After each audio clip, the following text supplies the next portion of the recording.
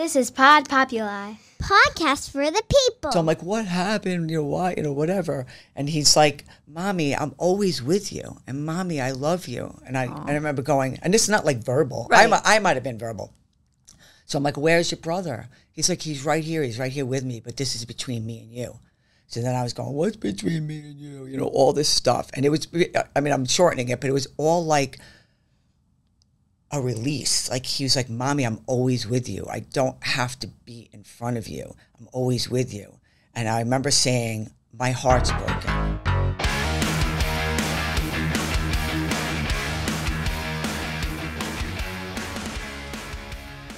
Welcome to Max Afterburner, powered by No Fallen Heroes. It's Susie Buckley again, filling in for the wonderful Wiz Buckley. Today, I have the pleasure of speaking with Elise Morgan. Matt spoke with her husband a couple weeks ago, and I'm super excited to have you here. We're going to talk about your journey, your medicine retreats, maybe, women issues, and you're a life coach, help people out. We're going to dive into all these women issues as well. So welcome.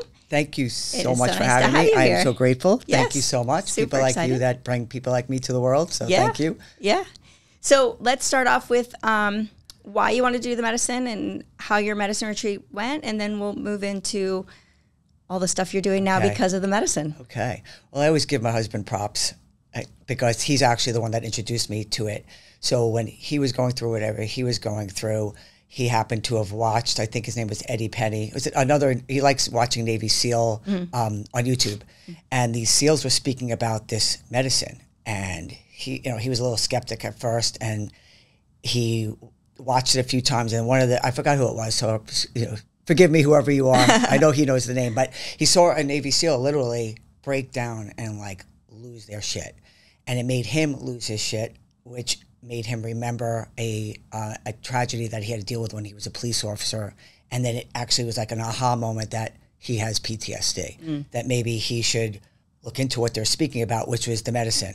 So he brought it to my attention. I'm always like gung-ho for things, and, I'll get to why I wanted to do it anyway. So he introduced it. I've heard of plant medicine, but I never really heard of it in, deep, like what exactly it does. Details. So that was how I was introduced to it. And at the time we lived in New York. So we were going to go to Costa Rica or one of the other countries that do it. And I started to Google and I found a place in Florida. So we were going to go to the place in Florida. New York to Florida is like nothing, right? Yeah. And then the universe had us move here in that in between time. So it was great. So that is how I got introduced to it. Okay. So how long ago was it that you did the medicine? It feels like so many years ago, but we just got introduced to the medicine. I think that was March of this year. Nice. So you just moved to Florida? We just moved to Florida this past December. Oh, yeah. Well, welcome to the hurricanes and all the good stuff. We love it. I'll take it. Exactly. Better than snow. Well, so far we didn't get hit on this side fully, but just a little rain. I'll still take it over snow. Same, 100%. I always say you got to pick. Do you like being hot? Do you like being cold? I'd rather be hot. I'd rather be hot. Yeah, I'd like to visit cold. Yes. And then be done with it. So what medicine did you start off with? Ayahuasca. Yeah. And so do you want to take us down your medicine journey? Are you ready? I'm ready. All right. I don't know if everyone's ready for my journey, but everyone has their story. So if you know anything about ayahuasca, it's a ceremonial medicine. It is very sacred. It's not a get high drug or let's go party this weekend and I'm going to feel great. It actually is not a fun thing to do. At all. So let's, I'm sure your listeners know this because that's your base of this podcast, right? But just to reiterate, it's not something you go to and have fun with and like get, a party drug. So now I forgot what the question was. Just about your journey. Well, okay, and side note on that, people, it's the Schedule 1 because, it says there's no therapeutic use, no whatever makes it a Schedule 1 drug.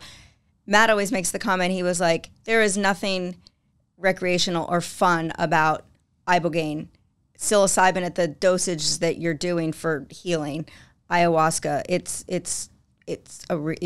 You're there for a reason. You're not taking it and going to some nightclub and hanging out and partying. Exactly. So it's not fun. It's not something like you. It's not like, I can't wait to do that again. I mean, you do it because you feel called to it, but it's certainly not something that you would become addicted to. No, it's not even that that type of drug. And I don't even want to get on go down that rabbit hole of what I feel why the federal government is the way they are, because they want everyone depressed and, sick and on prescription drugs, which do nothing except make you worse. But we can go, that's another rabbit hole. So my journey, my husband and I went together. We went to a place that has since closed down, unfortunately, called Soul Quest in Orlando. And, you kind of know, they tell you what's going to go down, like this can happen, people are going to make noises. So you're like prepared for like, somebody mentioned prepared, like pooping. But you're not You're prepared. like, am I going to poop my pants? Like what am I getting myself into? I was a little apprehensive of the purging and being nauseous because I just literally, that's my, I'll take a limb off of me before I'm nauseous. So my journey started out, we were told to separate, like not to be near each other because you shouldn't journey, especially your first time. So he was like across from me, and it's like all chairs. It's an outside ceremony, like if you can. Like I said, it's a ceremonial thing, and it's very sacred, and it's not like everyone is just psyched to get wasted. Right. So there's a shaman, there's music, there's a whole ritual, about it, and it's beautiful actually. So you're sitting around waiting, and they do their thing, and then you come up and you drink. I think we went up that time. Sometimes they bring it to you, and you're apprehensive but excited, So when I very first ceremony, they were speaking about, now I'm going to forget the name too, the thing that they blow up your nose. It's like a tobacco, and it helps you like clear your mind. And see, Mike's going to kill me because it's menopause, everyone. We can speak about that too. But I forgot what it's called. Forgive me for forgetting. But they suggested this to make your journey better. And I'll try anything once, twice if I like it, right? So maybe more. So I was like, sure. Like I'm open to everything. And it was horrible for me. It made me so sick. And this is just the pre. Right. You're not even drinking the ayahuasca yet. Oh, no. Instant throw up. Instant, like, feel like crap. So like I'm laying there, I want to die. You're like, perfect. I just couldn't do it. Then they call you up like, excuse me, you have to come up and drink your ayahuasca. And I couldn't even go. They actually, I think, brought it to me because I immediately had to like lay down. So then when they brought it to me, like I said, I'm going, I'm a trooper. I'll do it. I signed up for this. I drank it and immediately threw it up. Oh, jeez. So I was like, I guess I might be doing this. And then like a little while later, maybe 20 minutes, they're like, excuse me, because I'm laying down at this point, just want this nausea to go away. Excuse me, you didn't keep it down. You have to drink your ayahuasca. So that's how my very first journey started. So it did not start off in a great place. And then once I was able to keep it down, I think I purged only a little bit because I had to get up to go to the bathroom. For me personally, if I'm nauseous, I have to lay down. I have to not move. So getting up and going to the bathroom like made me nauseous. Puked a little bit, laid down, and then waited for this, my journey, which never came. Oh, no. So you have the music going, and, every so often I was watching my husband across the way, which was great because I can actually see him like in his journey. And I was like, that's great. He's doing it. But I didn't get anything. I just was enjoying the moment of I was like, I'm outside, I'm in nature. I was looking at the trees, trying to not feel shitty, and it was dissipating. And then right before it ended, I actually kept asking, I'm like, excuse me, is it over? Because I didn't know at that particular time that you were allowed to ask to leave the ceremony area to go to a quieter room. And because of the noise and everything, I was like sick. Yeah. But anyway, excuse me, is it almost over? To like 5 more minutes, whatever. Right before it was going to end, I remember looking up, there were lights like all around the ceremony area. And I could have sworn I saw a baby's ass and legs, like a baby that was just born. Oh, wow. And like, you're like, did I just see that? And that was it. And I didn't really even put two and two together. And then that was it for me. And then my husband had a great journey. And then the next day, when we went on ours, it was 3 ceremonies. Okay. And it was an evening, and then the daytime was, you could choose not to do that one, and then you had the evening. So did it again during the day, which was a very different experience than in the evening. So when I went up to get my ayahuasca, they were like, how was your journey? And I was like, I didn't really journey. So they're like, okay, we're going to give you double. All right. Okay, well, that was the biggest mistake, I think. It wasn't a mistake because it brought me, on my journey. Right. But I got real, very sick. That's just me. I get sick with everything. So, Yeah. you know, people listening, you might not get as sick as me, but I got very sick. We were laying outside. It was, you know, kind of warm. I was like, you know, you're ripping off your clothes and not naked, but taking off my sweatshirt. And I knew to ask, can I go in that room? It's air conditioning. It's just quieter and cooler. Peaceful. Yeah. And I'm in there and I lay down and I am, you know, we discussed this a little bit before we started the podcast. I'm literally turning into Linda Blair of The Exorcist. I mean, literally the noises coming out of me, my body flailing. And you know it, but you can't help it. Right. And I'm like, ugh. I mean, I'm talking, you don't even know what the hell is happening to you. And every so often a facilitator would come in and be like, you're fighting the medicine. I'm like, I am not. Like, you're trying to, whatever. Right. They're like, you're fighting the medicine. I'm like, I'm not. You know, I teach meditation, and they're like, you have to breathe, and I'm like, I am. You know, and I'm like, if anyone's not going to fight the medicine, it's not going to be me. I'm so open, and they're like, you're fighting the medicine, and I'm getting like really agitated, uncomfortable, and they finally sent in the head guy, and I just lost it. I was like, what? You guys like this? What is wrong with you? You guys do this for fun. This isn't fun. What the hell is wrong? You guys are weird. I was like, literally, like cursing at him. And he sat down. He's like, did you come here for fun? I'm like, no. And he's like, what'd you come here for? I go, emotional healing. He's like, then stop fighting it. Embrace it. Embrace it. And I remember getting on all fours going, he's like, say, you know, like, you have to love it. I'm like, I love you, nausea. I'm like, this is what I was doing. So I'm going full blown. Yeah. Honesty here, details. I love you, nausea. I love you, nausea. And he's like, that's not really what we're speaking about. But I'll shorten it here. Yeah. I wound up throwing up. Yeah. And thankfully, because it made me feel a lot better. And then I laid down, and then the room I was in, it was just beams. So like the walls had the foam. Like there was no, you know, there's no like sheetrock or whatever, drywall, whatever. And all of a sudden it's like all these things are going. You see psychedelic shapes, colors, and that actually might have been before I puked, but whatever. It's like surreal, you know. And I don't really like that feeling of out of control or whatever. But it's just amazing. And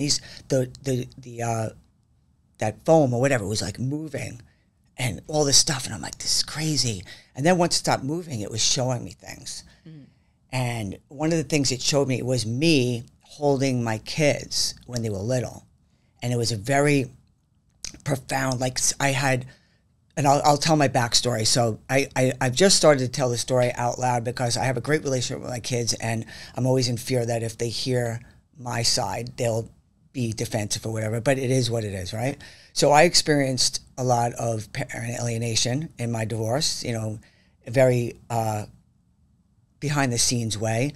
And I felt such an emptiness about my kids, like the relationship, the time I had lost with them, what was done to me, you know, using them as pawns, you know, in a sense, just profound sadness. Actually, I should have started with this as why I was going for the ayahuasca. The sadness about my children, that emptiness, I could not shake. Even as a professional personal development expert, I could not shake this sadness, no matter what ritual I tried, whatever, meditation, journaling, anything. So that's why I was going. So the medicine was showing me holding my kids as babies, and I was hysterical crying, like the real loss of that. It also, I had 4 miscarriages. It showed me 4 babies all together in like a bed, and the you know, like you don't really hear anyone speaking, at least I didn't. It was like they're safe, they're well, you know, because I had a lot of sadness, obviously, with miscarriages. But a lot of it was with my kids, current, you know, and the sadness I had and how much crying I did, I don't even think I ever did, even when it was going on. But it also allowed me a little bit of yelling at my ex-husband, because I never did that. Never showed him anger. I never showed my kids that I was angry. And, you know, in going within, I never really showed any anger towards anyone, for that matter. So with this one, now you're like school to the game. I did 2 journeys. I know what to expect. I know what I'm gonna feel like. That second one, I didn't. Even though you know you're going to puke and all that, I didn't know. Now you know this is going to happen, then this is going to happen, so you're prepared for it. Right. I also prepared, put me in a room by myself, you know, get me to a place that's more private, and that's what I did. And maybe when you went into that room for the second journey, you probably felt safer than being out with people if you didn't want, you know what I mean? I think it was just you were able to maybe let go a little bit better. I let go a lot. And in the other room, I didn't even realize there were people. So for anyone that never did ayahuasca, you're not really aware. You're aware of everything, but you also, if you're letting the medicine do its job, you don't care. Right. You really don't. Yeah. So, and this one, like, you're prepared. I knew whatever. I knew to be in the air conditioning. I knew to have my contact drops. Like, there was so many, it's like anything else. Right. You'll learn. I knew to have my water here and my this here and my slippers here. It's just, you're right. Like, now you have knowledge. So it makes you feel better, like you said. So then, I drank, and then I laid down, and now you know the feeling. And with this one, I was laid down immediately because other people didn't. Now I know I have to lay down. That's just me. And I'm laying down, and out the door is a fire pit, because it was this particular ceremony was like an indoor-outdoor because it was on and off raining. And I'm laying there, and I'm looking at this fire. And for me, all the ceremonies with fire, I always kind of see stuff. And I started to see my husband, so Mike. So when Mike lays on his stomach, like at the beach, always his hands like this and his head's like this, like that was the image that I saw of him like that. And all of a sudden, these, I want to say celestial beings or beings came around him. They weren't like really fully there, but you just knew they were there. And they were like working on him.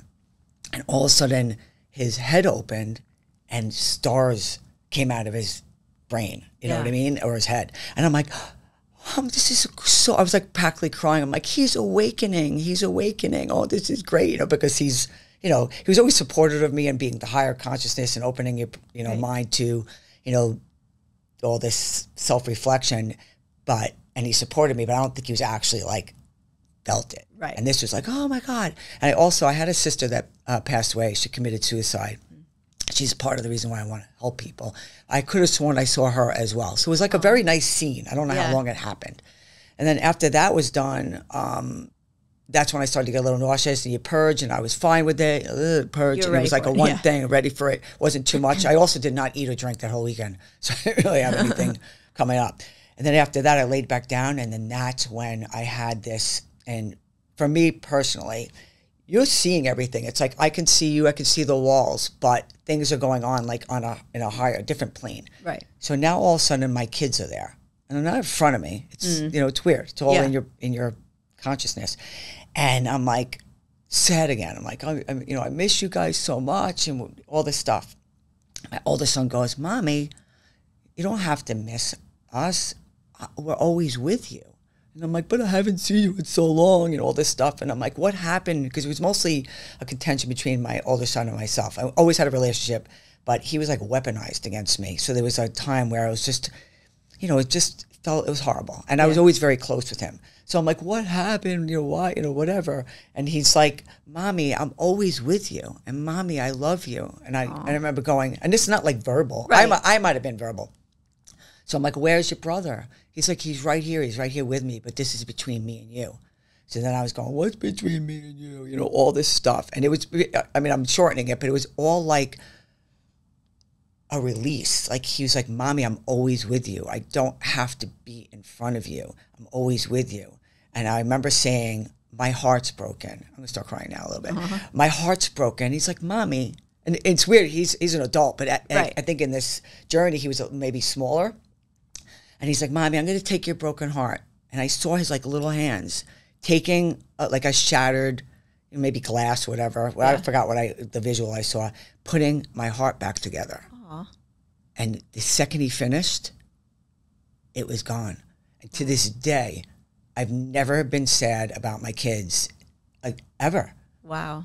Ever. Like it was like, and my son's older, and my son likes mushrooms and stuff. Like he's a grown man. So I was able to like, he knew I was going, and I was able to tell him about it. And I don't know what he got out of it, but I was very grateful that I was able to even tell him about my experience. Yeah. Because even if, he doesn't know the behind the scenes, I didn't tell him that part, the reason why I was so sad, but they did know that I always was sad.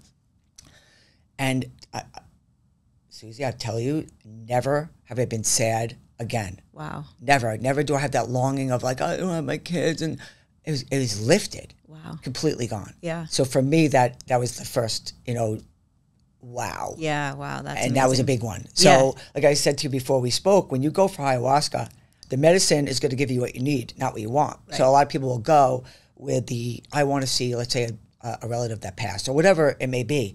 And it's not going to happen. So for Mike and myself, it was great because we actually got what we wanted and needed at that, ceremony. So that was just one ceremony, but that was my, probably, that one and the last one was my favorite, Wow. ayahuasca journeys. Yeah.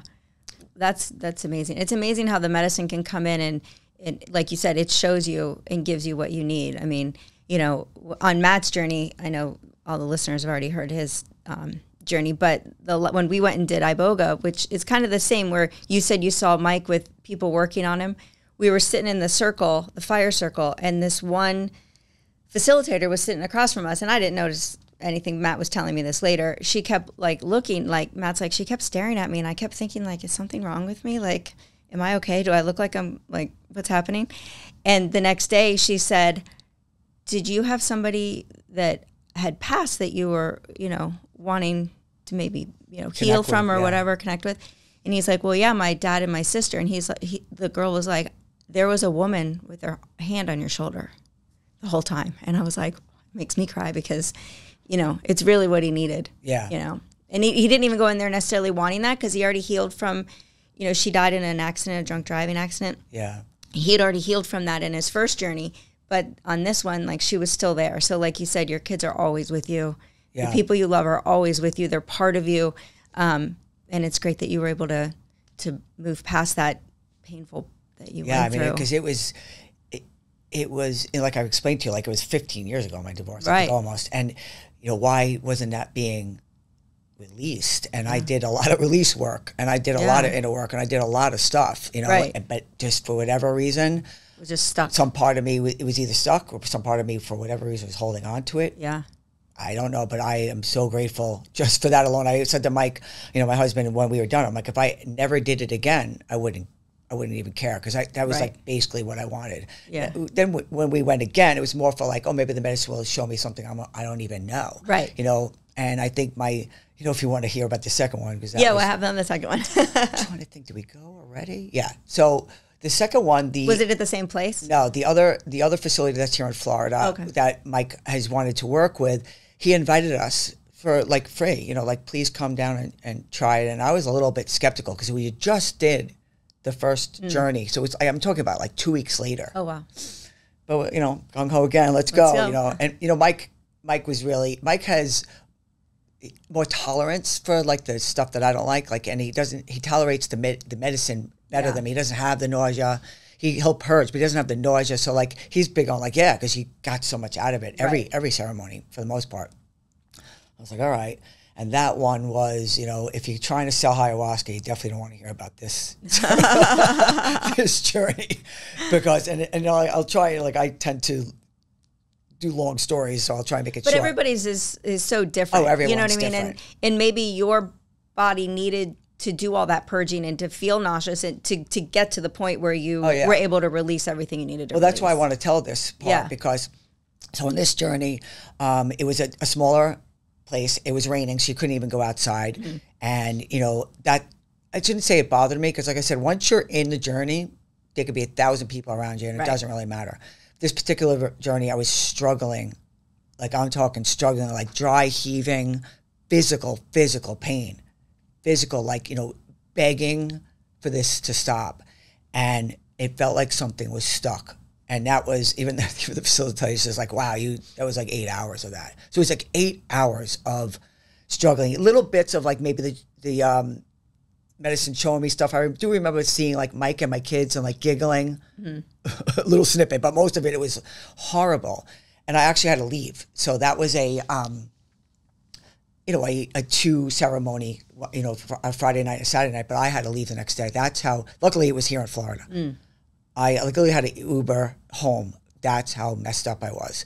Wow. But once I started to think about it, I felt stuck in life. I felt stuck in general. And I think the medicine was just, I think it was a lesson, and it just showed me where I was in life and maybe work on that, being stuck, which brings me to, and I'm shortening all of these a lot, which brings me to, I think it was just our third ceremony, but drank 2 or 3 times. This was a veterans event at the place that did finally close. But so we did a Thursday, a Friday, and a Saturday. On that one, it was almost like a closure to everything, because the first one, it was the girl next to me, we were speaking before we did our journey. He's like, what are you looking for? And she's like, I think I want to work with animals, be an animal healer. And I was like, I'm just here to, experience. So when I first started to feel it, first of all, no nausea that time. I think that whole weekend. And I was like, this is great. Yeah. I love this. There's no nausea. And I remember like looking up at a tree and it's showing me all like wild animals. And I kept going, is this for me or for her? Is this for me or for her? But it was great. It was almost like they were part of you. I can't explain it. And it was a very like chill journey. However, in the tree, I remember seeing a woman who I think was me. I used to have like long black hair, and I'm still trying to grow out my hair. She was being hung. She was hung in this tree. And I think it was just hung. I don't know if there's anything else. Oh yeah, hung, and her hands and legs were bound. Oh. So now I'm looking at it, and I'm into all like, it could be not afterlife, your previous lives, and I'm like, is that me? Is it not me? And I'm like, I'm just taking it in. Like, what are you trying to show me? I'm asking questions, and I didn't really get too many answers like right there. But the same thing that night wasn't as painful, wasn't as a struggle, but it was that for me, and I have since learned that this is still considered purging, the noise, like the, I mean, that's me. Like, it just, and you can't stop yourself. It's almost like you have to do it. And that's how I was purging that night. And I, again, felt like something was stuck. Then the following night, I'm not going to get the orders right, but that one showed me that it was a representation of me, not that I was a past life, a Salem witch hung from a tree or anything. It was that you were always bound and not allowed to do what you wanted, and you were choked. You're not allowed to say anything you wanted. And that was like as a child too. It was in my first marriage. That was in other relationships. So it was a representation. And then once I saw that, it's like I felt like the purging was coming. And I think I purged a little. I'm trying to condense it for you. And then I remember laying on my side and seeing myself as a 7-year-old girl. And I'm like, oh my God, you're so cute. I'm actually speaking to myself as like an adult. You're so cute, you're so pretty, whatever.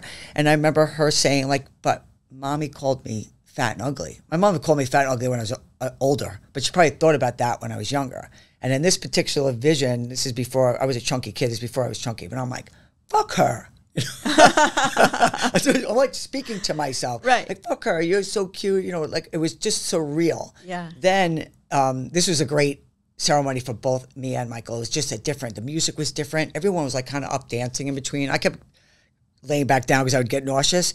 But when I was up at one point, I then was my 7-year-old self. And I remember literally, because no one could hear you because the music's on, like, I can do whatever I want. I could say whatever I want. I could be whatever I want. Like I was like kind of like they, like little kids skip. Yeah. That's what I was doing. So it was like a really like releasing like this little girl that inside of you, I guess, that you are always like made to be something else or not speak or, and I'm still unpacking a lot of that stuff now. Because you probably didn't even realize you had that in there. No, probably not. I just got asked on another podcast about my childhood. I didn't have a horrible childhood whatsoever. It's just, you weren't really, you were just there kind of, it wasn't like you were beaten, anything like that. I'm not going to get into my childhood, but it just brought that up for me and it was really cool. Yeah. And along with that one, with the music, I gotta throw Mike into this one. He probably told Liz this, but this particular time, I think it was the third. I think I'm skipping one. It doesn't matter. We chose to be right next to each other because we knew the reason why they don't want you near each other because they don't want you to break. Like if someone's purging, they don't want you to go up to your spouse or loved one and worry. And we were like, we're not going to worry. We were seasoned here. Yeah. If he starts speaking, if I'm turning to the exorcist, he knows that it has nothing to do with him. Right. So he's next to me on this last one, and the music was great. And I remember being like, in my head, like I'm not nauseous. The ground was moving, and he's next to me and he's like getting really intense. And he's not the type of guy to like walk around shirtless unless he's at the beach, even at home. Yeah. And all of a sudden he's like rips his sweatshirt off and his shirt and he's, he's just, and he's a big dude. I don't know if you met him yet, but and it was just like, oh, this is where we're going tonight, right? So, but he had like a really intense journey. So he wound up standing up and like going like behind the chairs, and I'm not going to get into his journey because that's not what we're here for.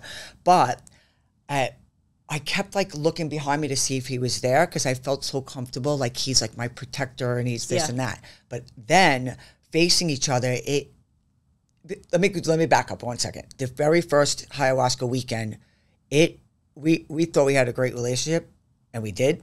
It got it to here, and I'm talking about even with all the difficulties, because it made us just release everything. Yeah, and it was like you never thought your relationship would get even better. And then this night was like, so I wound up facing him, and he's like, in his, and then I was facing him, and then you just felt it. Yeah, there was this. It was incredible, and I'm so happy that we didn't listen.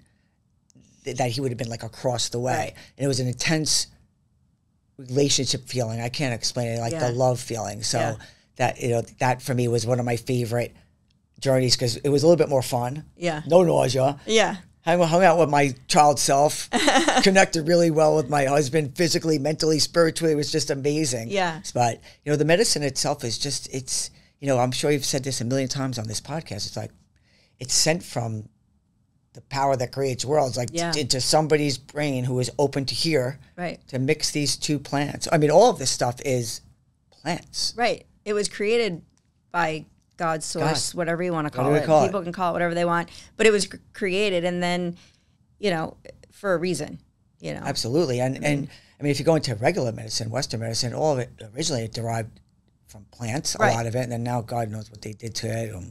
Let's not go down that That's road. Another thing. But,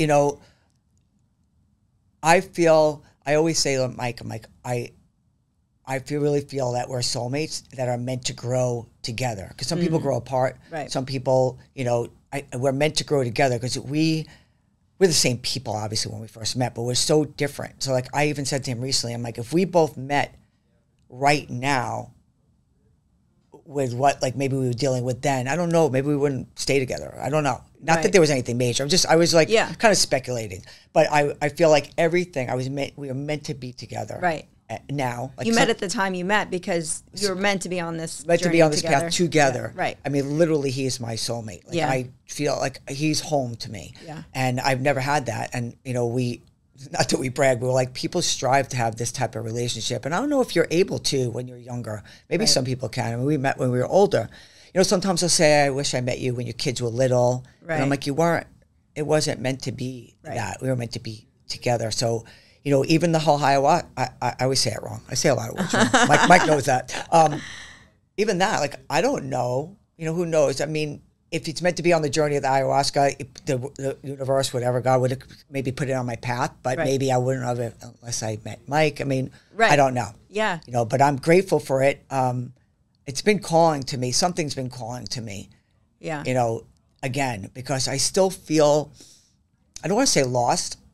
I still feel like I need more clarity on where to go with what I want to do in the world. Yeah. And I feel like, I guess I'm impatient. Like, it's like, I just want the answers. And sometimes you just have to chill, and just be. And I'm, Mike got his life's purpose the first night. And I'm like, I want my life's purpose. Yeah. Like, I guess I want, this is going back to childhood. Like, I don't like to be told what to do, but I like to be told what to do so that I can execute. Right. So sometimes if I'm left to my own, like, I won't execute, or I'll like overthink, or I chase all the sparkly things, and I have so many ideas. Yeah, yeah. So I'm like, I'm not sure if I'm looking for help from the medicine to just be like, do this. This is what you're supposed to do. Well, like we were saying before we started, just a little bit on that, how, people, it's not a one and done thing. Like, you don't go and heal and now you're perfect and you never have to do anything about it. Like, you did the medicine and you get all these downloads even weeks, months later. Yeah. After we did our iboga thing, I had to go to, our daughter does competitive cheer, and so I had to go out of town, and it was literally like, they're like, try not to jump back into real life. And I was like, well, I'm going to a cheer competition. Here we go. So, but I remember I got up early because, you get back from retreats and you get up at the witching hour, or the whatever, and you're up at like 4 a.m. for no reason. And I had like all these like revelations where I'm like, where is this coming from? This was like 2 weeks after, and you're just like, so it is a journey. And, needing still to reflect on what you're doing or what you want to do in life and how you get there, you know, it's the integration part, which is actually a good little segue into what you do for a living. I'm also an integration coach. I did the Being True to You course. I did a trip sitter course and the integration coach. So integration is so important because a lot of people will go, and the people that say like, oh, I had a bad trip. Well, what was your set and what your setting? Did you do mushrooms and go out to a club and, you know, hang out with your friends, or were you watching a scary movie, or what were you doing? And did you set intentions? And like you said in the beginning, it's ceremonial. You have to respect the medicine. Yeah. You can't just take it and expect it to give you what you want or need if you're not respectful to it. So give us a little input on what you're doing. I'm not even going to go there yet because I just want to touch base on this. You just reminded me, this is not only about ayahuasca. I had some seriously bad trips with Bofu. Oh. Is that how you say it? Bufo? Bufo, yeah. Bad. I mean, bad because it hit me and then also turned into some type of growling animal. But the after effects were good. Like a lot of stuff came out. Yeah. But the mushrooms, the first mushroom that we did, like to have a trip, because mushrooms you could microdose, of course, so you're not going to have trips. Yeah. It wasn't bad, meaning like, oh my God, but sadness again. A lot of sadness, a lot of insecurities, a lot of me, like, you know, I remember turning to Mike, like, do you love me? And he was like, what? And I remember he was like trying to be in his, but it wasn't really hitting him, but it was hitting me. And then I'm like, you're a bad trip sitter, because they say they get a trip sitter. Yeah. And I'm like, you're not a good. It was funny. Yeah. But it was a lot of sadness again. And then we just recently, not that long ago, I don't remember, about a month ago, did it again, and we set the tone, we had intentions, and I flipped the fuck out. I mean, bad, to where it was really bad. Yeah. But, and I'm not going to get into it because it has to do with our personal relationship, but like, it told me what was going on inside. Like, and it was very telling. And at the time, he was taking it as face value for what I was saying, but it meant something else. And we had a great discussion about it, but I don't do well. Yeah. And I think it's because I don't let go. I don't, like, not that I'm rigid, you know, and I'm very into meditation and relaxing, but something about something is very rigid. So yeah, that's. My medicine journey, my first mushroom journey, I have a lot of issues with letting go and just, you know, letting go of not just like holding on to things from the past and whatever, but just like letting go of control, letting go of, I think that's what it is, not, you know, like not making sure my kids are okay per se, you know, making sure that it, like, you know, little things like if I'm cleaning the house, I get mad I'm cleaning the house, but if somebody says, can I help you? I'm like, no, because they don't do it right. Like, just let it go. Like everything, you just got to let go. And it really shows up when you... It does. And it's funny you're saying that, because in that respect, consciously, I've let go, oh my God, forget it. Right. But I think it's the out of control of your body maybe, or like just, like my son told me, it's like not really, it's weird to have your son go like, Mom, you just have to like embrace the shitty feeling, I guess, or the ride or whatever. Right. You know, as a kid, I loved to be on roller coasters and stuff, but now I'd probably hate it. I don't like that. I get sick. Yeah. So it's that, like, embrace being sick, or embrace that, you know, uncomfortable. It's the uncomfortable. Right. Yeah. And I noticed that was a big theme in the first ayahuasca one. I was like, I'm uncomfortable. I'm uncomfortable. Like, I was sweating, and then I was cold, and then my slippers were on, then they were off, because I couldn't find to be comfortable, because it makes you uncomfortable. Right. And that is also why I want to do it again or something, because I think I'm living too comfortable.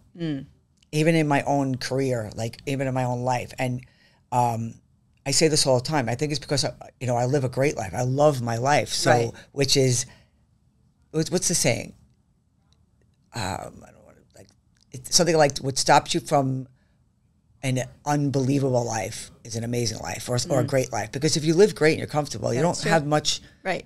You know, which, like, what could be better? That's great. But I think it's because of comfort. So, like, for me, that's been the theme, like the stuckness, the uncomfortable. Yeah. And I have to really pay attention to that. But I think that's why I fight it, because it's uncomfortable physically. Right. Yeah. At least for me, physically uncomfortable to be on these psychedelics. And I have to be like, bring it. But apparently I haven't. 100% yet, so we'll get there. Yeah. But I would love to hear also, maybe off camera about your integration training, because I would love Yeah, to do because we that. talk about a lot about it with with our No Fallen Heroes. We send people, in some places they don't do a lot of integration with you.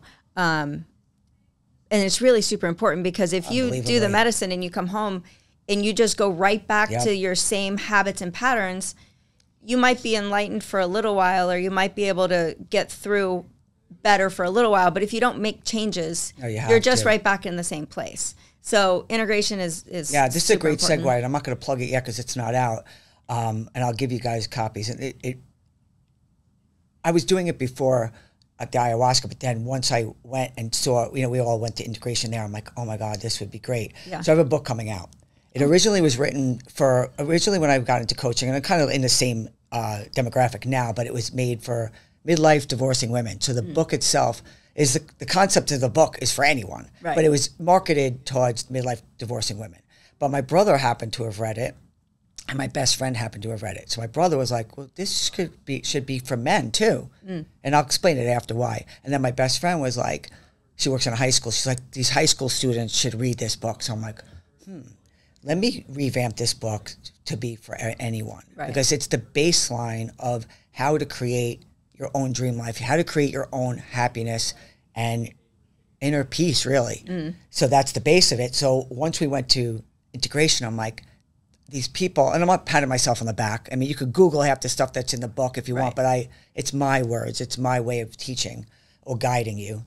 The book would give them, people after a psychedelic journey, some steps that they can try to either implement in their life if they weren't before, or really say, like, this is what you should be doing for the next at least 21 days, try this, or at least 3 months.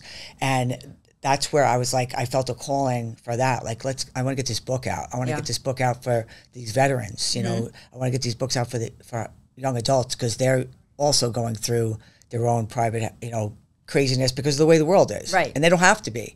We're all conditioned to not be powerful, but we are. We're extremely powerful.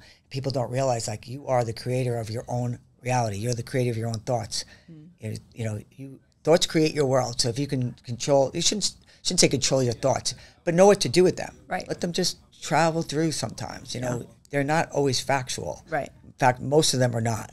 So, so that's, I would love to, we'll connect after, like, once the book comes out. It's called The Magic Place. Because I call living there being, when I say being happy all the time, doesn't mean that you're not going to have sadness or whatever, but it's not living in all these places that keep you in a negative vibration. You want to live in a positive vibration, and when you're in a positive vibration, you bring more positivity to you.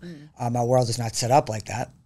So it's just the magic place. The circumstances don't matter, even though they do. You're going to go through shit. It's the way you learn. It's the way it's perspective. When you dire, when you look at things, when you change the way you look at things, the things you look at change. So are you looking at things as a powerful person or a powerless person is basically what it comes down to, in a nutshell. But so that's part of how I want to help people. And that is in and of itself, men, the book says step-by-step guide for men, women, and young adults, which is basically everyone. Right? And I actually have a friend, a coaching friend in our membership. She deals with more of the elementary level. And we want to do that too. Like, somehow get these powerful ways to deal with anxiety, and stuff within. Like, teach meditation to little kids, 100%. Teach journaling to little kids, teach them about their voice and about they're allowed to express themselves, because they're not. It's just, ADHD, let's give them a drug. And they have ADHD probably because there's emotional crap going on either within themselves or in their family. Like, look at it from a bigger perspective and give these kids the tools to become better adults. Because it's, it's generational crap, and then they become the adults that need the drugs, and it's like a whole big thing. So I'm big on that too. Breaking generational stuff. It's interesting. You could see when I was doing my mushroom journey, I could see all these people in my heritage. I didn't even know them. It was like all the way back. I saw a bunch of people, and you could just feel a lightness about it. Like, it was like whatever they went through, because when people first started talking about generational trauma to me, I was like, that makes no sense. Like, I don't know these people. But it really does come because then your grandma's traumatized, then your mom's traumatized, then you, and then you give it to your kids. And so to break that cycle and to break it with a small child, giving them the tools to, because meditation isn't, it's easy. Really? It really is. People think it's difficult. And if you speak to most personal development experts, I don't know if you ever heard of Abraham Hicks. Mm-hmm. Have you? Yeah. So Abraham Hicks is like the answer to everything is quieting your mind, right? And it really is. Yeah. Because if you're not quiet, then you can't hear your inner being, which is God. If you want to use the word God, the power that creates worlds, your soul, your whatever you want to call it. Right. You are part of that. It's not like, oh, that's out there and I'm this and I got to ask permission. I got to ask. No, it's like you're the same. It's within you. Right. But you can't hear it if you have all this noise going on. So you got to quiet your mind so you can hear. Yeah. I'm big on hearing. And believe me, this is not like you said, a one and done. I know all this, and I still have to sometimes say, hey, you're not like you're not practicing what you preach. But then you hear what you should be doing. You hear your intuition. And I'm just saying, like, I really need to quiet myself because maybe I won't need ayahuasca to tell me my life's purpose. But I'm just saying, meditation is, I try and tell clients, they're like, I tried it, I can't do it. I'm like, you probably can. You just maybe trying it in a way that you're not accustomed to and maybe for too long. Because a lot of times if you say, I meditate for an hour, I don't think anyone really can. Right. And I also tell people, then do it as a visualization. Do it while you're driving. You can literally meditate. It's an active meditation. Right. There's all different kinds to introduce yourself. But it's really introducing yourself to yourself. Yeah. And that's, we can go a rabbit hole with that because no one wants to meet themselves. Right. Because it's scary and it sucks and you don't like pieces and it's all the shadow work and why bother on you when you can just point fingers at everyone else? Right. So it's a big responsibility to wake yourself up. When I was learning, I went to, there's this guy, Matt Cardone. He is a meditation specialist, and he worked with with Matt, and then myself, and he actually worked with my oldest son. He was going through some stuff, and he was just kind of out there, like having a hard time. So we got him to work with it, and it's just so amazing to be able to pass that down to your kids. But the best thing that Matt taught me, because I was like, well, I'm not good at this. I can't do it. Because I'll sit there and meditate, and then I'd be like, okay, I have to drive to hockey at 3, and then what else do I have? And I would tell him, I'm like, okay, so then I just start. He's like, that's fine. Mm-hmm. Trail off. And then say, not right now, and come right back. So you never really fail at meditating. Never. If your meditation consisted of 5 minutes of actually clearing your mind and 10 minutes of running through your daily schedule and then another 2 minutes of going, wait, what am I doing? You're back. You took that time for yourself, regardless of what you did. That's what I try and teach. Is like the thoughts are going to come in. They just come in and like, oh, you don't. It's how you process them. It just let them in because it's going to happen. Like that's what I think. I think people think it's perfect. Like, oh, I can't stop thinking. That's fine. Right. So just let it go and just be like, right now I'm going to put that thought on a to-do list, and right now I'm going to go back to where I was. Listen to my music or whatever it is. And it's fine. But people think like, oh, quiet your mind, not supposed to have thought. Right. No, that's not how it works. Yeah. So, and we talk about it at home a lot, and it's interesting because my middle son, so I have 3 kids, my middle son, he's at University of Colorado. Oh, he came home in Colorado. Yeah. Oh, he's the best. Colorado's beautiful. But he came home for the summer, and he had mentioned that on his own, like he's like, I've been journaling and I wake up early and I meditate every day. Oh my God, that's amazing. And Matt and I look at each other like, okay, we did one thing, right? But yeah, if they like see you, like both my kids, one more than the other, like really into working out because I used to compete, professionally, whatever. So it like does rub off if they're interested. Yeah. And I think that's a better way, the way your son, because he discovered it on his own. Because if mom and dad said to do it, right, he might be like, I'm not doing that, you know. So that's the thing too. Like I have a problem. Sometimes I'll ask myself, am I this spiritual warrior light worker that's supposed to go up to people and be like, I can help you? Or are the people, I know what it is now, but like you attract the people that want it. Because if you want to go up to people and say like, I can help you, and they're not open to hearing, it doesn't matter. Right. So the same thing, like he might have not been open to hearing you or your husband or anyone for that matter. Right. And he just found it on his own. Yeah. And I I think that must have been a great moment because and I it wish kind of goes back to the breaking the generational trauma. Like we showed them, all three of them, a different path. And, Matthew, he became very good friends with Matt Cardone, which is, that's great. He's such a great guy. But he would call up Matthew and just be like, hey, I'm going to go meditate at the beach. Do you want to come? And Matthew would get in the car, watch sunrise, meet Matt, meditate, come home, and he'd be like, I had the greatest day, So awesome. it's just, it's great that I wish I had a Matt Cardone right here. So I know. Make me go. Yeah, he's good. But it's interesting, like how everybody's on their own journey. Can give it to younger and people. I was just speaking to someone else. I forgot who it was, but with kids, and like with our kids, because they're our own children, you want to be like, no, I could show you the way, but they're on their own journey. Yeah. And we can only be guides and show them how we live, and that's it. Right. And that's why I said, who are we to say when they're supposed to wake up on their journey, if ever? Yeah. Anyone, kids, anyone. So that's why with the generational, supposedly there's some belief that you're the chosen one by the universe or whatever, or your soul. Right. It might not be. Maybe you're not the one that's supposed to break the generational trauma. It's supposed to be 3 generations away. I don't know what I feel about that. I'm open to hearing everything. Right. So that could be why too. Maybe we're supposed to be doing it, and then there are women, they're men too. They're so young. Yeah. That get it. I mean, they're in their 20s. You see them on Instagram and everything, and they're living this life, and you're like, wow, when I was 20, all I cared about was if my boyfriend liked me and where we're going out partying. Right. And so for that age to get it, because that's where they are on their journey, that's their journey. Yeah. Maybe their trauma was so horrible that it brought them earlier. But, it's all about just being on it. And well, and I think there's so much talking now about plant medicine, and microdosing is such a buzz thing, people all want to talk about it. In a good way and a bad way. Right. But kids, it's out there. When we were growing up, say no to drugs, and you're in all these clubs, whatever. Yep. And I mean, these are not drugs again, it's plant medicine, but it's a whole different perspective that they're going to have. They have different tools that maybe we weren't given, Oh, absolutely. I mean, if you think about it back then, when I was young, if she listens to this, my friend Mona, her mom was always into all this stuff. When she was younger, it was meditation. She moved. It was horrible for us. We were all in 3rd or 4th grade, and she moved her to Iowa to live on I don't know what it was, but all about meditation and all that stuff. So that was considered, you're a weirdo back then. Right. I mean, I loved it because she did a lot of work with us even back then. But now it's a little bit more prevalent and a little bit not as weirdo. Right. It's still such a small percent of the population. Right. We think because we're in it that everyone kind of is into it. And I'm not even talking about plant medicine. I'm just talking about self-reflection or bettering life improvement, personal development. Yeah.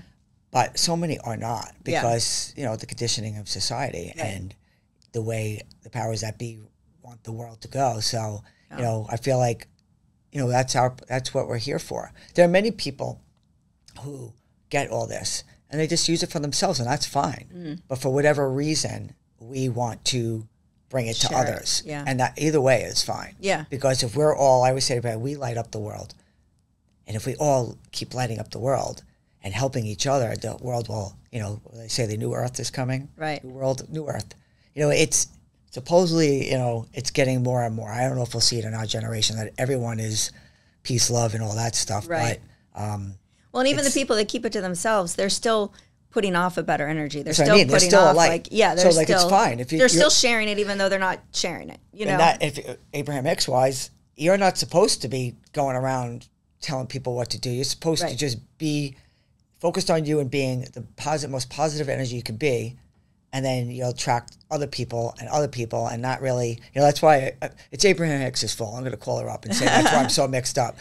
Should we go out and help people or not? Right. But that's, I'm just joking. But however you're going to be a positive light, whether you are physically speaking to someone or not, you're going to help them because you're already a positive light. Right. Just by being you, if you're positive. Yeah. Just like if you're walking around in a negative state, a negative person, you're not bringing any good to anyone. Right. It's the complete opposite, obviously. Yeah. And that's real quick, because we're getting towards the end here, but kind of how we were talking about, you had made a comment it's not that you don't have a sad day, or it's not that we're not sitting here saying that, you could do this plant medicine and you can get on this pathway, or you can start meditating and you're just going to be fantastic all the time. You're still going to have bad days, but I like this little term. It's bad day, not bad life. Right. So you reflect on it and you move forward and you take whatever lessons that bad, whatever might come in, you process it in a different way. You might not hold on to it as long. You might not make it, then you're not sitting there going, oh, my whole life is miserable. No, that what just happened wasn't great, and this is what I'm learning from it. So it's just a different mindset. And I like to say, was it a bad day or was it a bad 5 minutes? Right. That you dragged out into all day. And we all do the same thing. Yeah. But that's really what it is. So it's like, it's almost like an old way of thinking, like, oh, now my whole day is going to stink. And if you talk about vibration, sometimes that's why. Right. Because you're in that negative vibration and you stayed there way too long. So then the rest of the day, now you're starting to bring more and more. And then maybe that's when you stub your toe or you lost your car keys, and it just creates a whole momentum. So not that you shouldn't have a thought that maybe brought you somewhere, but it's like you sit back and you thank the thought. Like, why are you here? What, it's a thought and it's an emotion. So why are you having the emotion? It's the label of bad and good should actually go away. Right. What is this trying to tell me? Yeah. So we all tend to do it. Like, oh, the whole day sucked. I can't believe it. Meanwhile, it's like, no, it didn't. Yeah. First of all, if you're breathing, I'm based on all this crap that I went through, I am so happy. Like, I literally just look at trees and birds, and that's what I think the human race is forgetting. Like, you just go in nature. Yeah. You don't have to meditate. Just sit there and be quiet and just be in a nice, quiet place with birds or trees or sand or put your feet on the ground. It's just and really be quiet. Yeah. That's all you got to do, because then you're really connecting to the power that creates worlds. Not some computer and not some boss or not some to-do list. Right. Connect to that first. Yeah. So I mean, I could speak for 10 hours. Mike always says if I'm going to get, because we're both on the platform becoming speakers, and he's like, if you're going to get paid to speak, we're going to be billionaires because you never stop talking. Meanwhile, he never stops talking either. So, well, that's perfect. Well, we'll have to have you back on when your book comes out. We can go over your book. It was supposed to be out, but the printing got a little messed up. But yeah, it's for those of you who want to follow me, I have my own podcast. It's called the Elise Morgan Experience. Okay. I speak about a lot of different things. I'm extremely blunt, from New York, curse a lot. So if you don't like that, don't tune in. It's like kind of an in-your-face way to help yourself or help yourself in something that you're going through. The best way to find me right now is on Instagram. Okay. And that's also the Elise Morgan Experience. And then on Instagram is where you'll see when the book comes out and speaking events and the retreats. I mean, I have a lot of things that I'm really excited about to guide people to create their own happily ever after. Yeah. That's amazing. Yeah. Great. All right. Well, we're going to have you back with the book. And, that would be awesome. Thank you. It was so great to meet you You finally. too. This was meet wonderful. You in person finally. Yes. And, thank you so much. I always appreciate all Thank you of for this your stuff. time, and thank you for your stories. Thank you for you. Thank you, Wiz, for his service. Thank you for what you guys do, because it is very, very much needed. Yeah. Appreciate it. You guys too. You guys have done a lot. Thank you. So, well, thank you for joining us, and Wiz will be back next week, and we'll see you then. Thanks. Thank you. Thanks again. Bye. Thank you.